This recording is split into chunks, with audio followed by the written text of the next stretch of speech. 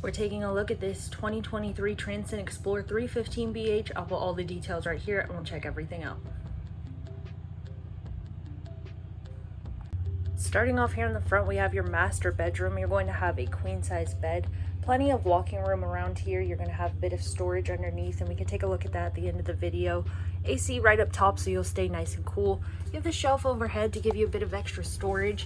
Then on both sides here, you have this little closet area with shelves, outlets and USB ports on both sides to charge your devices, or even add a CPAP machine if you had to use that.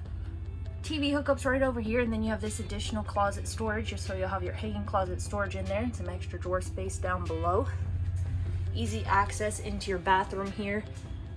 Medicine cabinet with open shelf storage on the side there, couple of outlets to help you get ready. And then you have your shower here. You're gonna have the squeegee door on there to help fight mold and mildew.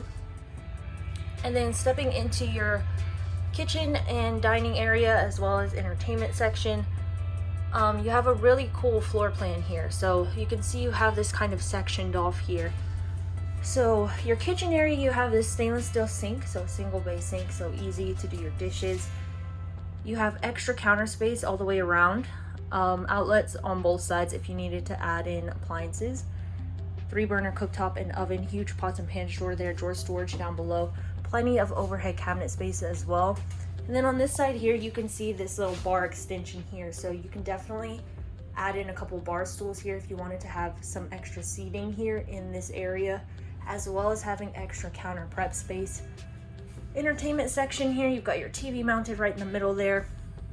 Again, you have outlets on that side, plenty of storage options all the way around. Radio controls right there in the center. Extra little hutch area here.